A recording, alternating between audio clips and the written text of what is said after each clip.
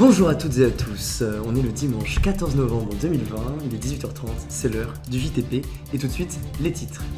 Le 15 palien confiné a repris de l'activité, il se mobilise pour Movember.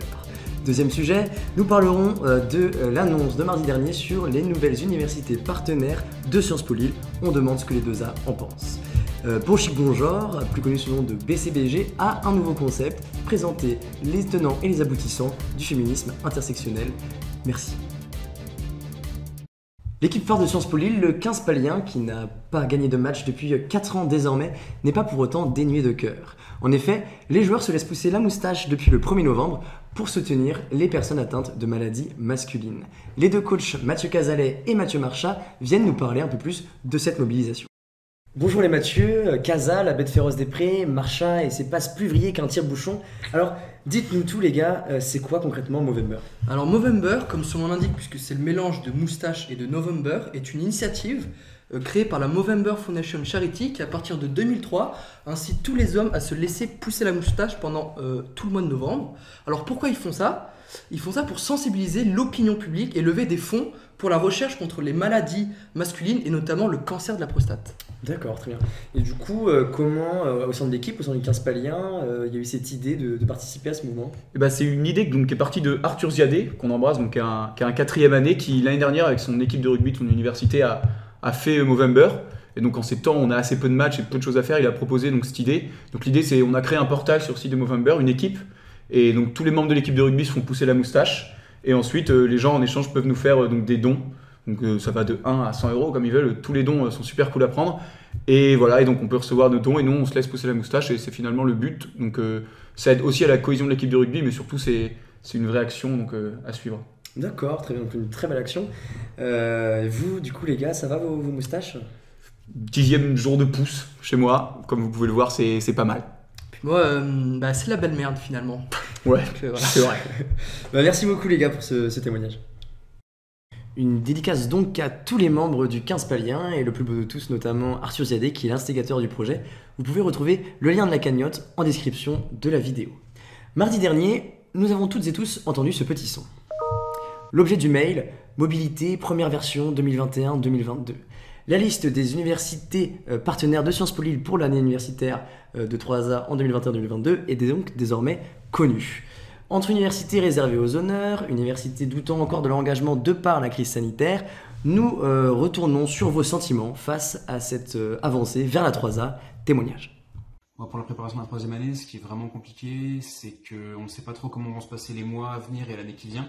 Donc au niveau du choix de la destination, c'est un peu compliqué parce qu'entre partir en Europe par sécurité ou essayer de partir hors Europe, on ne sait pas trop quel choix faire.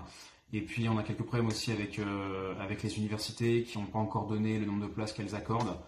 Donc voilà, tout ça fait que c'est très compliqué de s'organiser pour la 3e année et de savoir quel choix faire. On m'a demandé de parler de la 3A, donc je m'exécute. Où voudrais-tu partir, Agathe ? Alors j'ai pas eu les honneurs, j'ai eu paiement refusé au TOEFL et les conditions d'attribution sont hyper opaques. Donc j'ai décidé de faire ce soir, pour vous, mon tirage au sort de la 3A. Alors en premier, ça sera la Russie. Rêve ou réalité ? Ensuite, le Mali. Ça tombe bien, t'as des origines maliennes. Tu marques un point. Et enfin, la Pologne. Voilà, suivez les conseils, pas de pression, bisous les sangs. Donc personnellement, et je pense que ça vaut pour tout le monde, on est un peu dans le flou, même si on a eu les listes officielles des partenariats en mixte et en académique.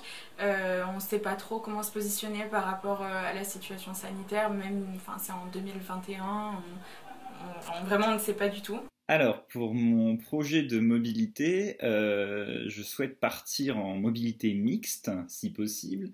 Donc de faire un semestre donc en université, si possible à l'université de Brême, spécialisé sur les études européennes. Donc pour l'instant ça se passe bien, le site est assez facile. Et puis pour le stage qui aura lieu au second semestre, pourquoi pas dans les institutions allemandes, mais là pour le coup c'est un peu plus compliqué puisque personne ne sait comment ça va se passer. Un grand merci à Mathieu Cazalet et à Iris Sabardeil pour la récolte de ces précieuses confidences. Sans transition, BCBJ. L'association défendant les LGBTQIA+, et la cause féministe à Sciences Po Lille a lancé un nouveau concept sous le nom de Une semaine, un mot. Le but, promouvoir l'approche intersectionnelle du féminisme à travers un mot-clé par semaine.